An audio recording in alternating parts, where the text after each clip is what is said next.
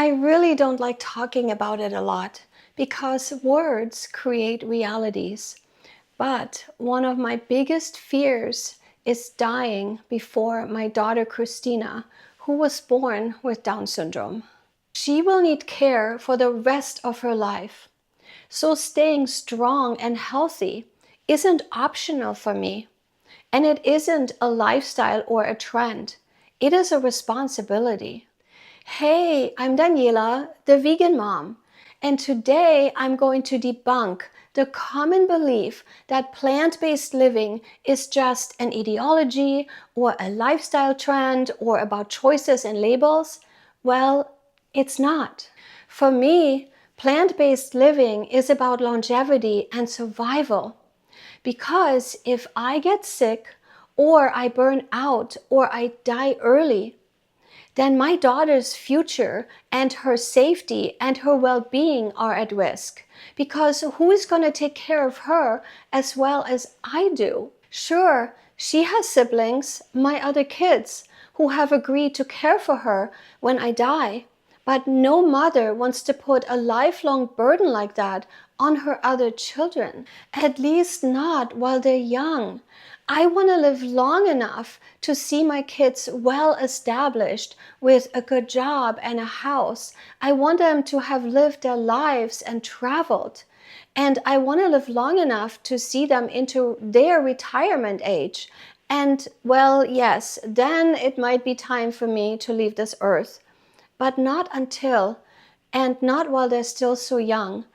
And yes, when my kids start becoming retirement age, yes, then it might be time for me to leave and turn my daughter Christina over to them.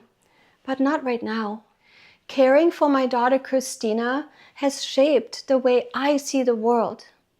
When you care for someone who is so vulnerable and who can't protect themselves, your sensitivity deepens. I see a deep connection between my daughter's vulnerability and the vulnerability of farmed animals. Both depend entirely on others to protect them, to speak up for them, and to make compassionate choices on their behalf. When your life is built around someone vulnerable, your moral compass shifts. You don't compartmentalize care anymore. My channel isn't just about caring for ourselves or our loved ones. It's also about expanding our awareness to include the animals God entrusted to us and making compassionate food choices. Ignoring suffering doesn't make it disappear. And love asks us to look, not turn away. If you are a caregiver, a parent, a single parent, a business person, a leader, someone who carries responsibility that never really turns off, and you are trying to stay strong and healthy and grounded and fully present for those who depend on you, whether that's your kids, your elderly parents, your employees, your company, your country, this is the work that I do.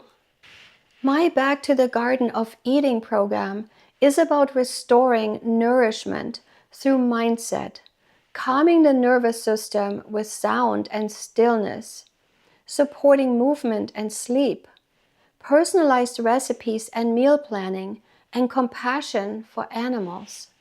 I am so glad that you showed up for yourself today, and I hope that you liked this video, and please share it with all your friends who could benefit from it. And you are invited to experience all of this in my free Back to the Garden of Eating workshop. Please like and subscribe and become part of our vegan tribe. And if you want to feel grounded and nourished, come to my Back to the Garden of Eating workshop. It's completely free. It's a gentle way to begin, and I would love to meet you over there and support you every step of the way. And I will leave the link to the workshop in the description below. Take very good care of yourself, and I will see you in the free workshop. Bye for now.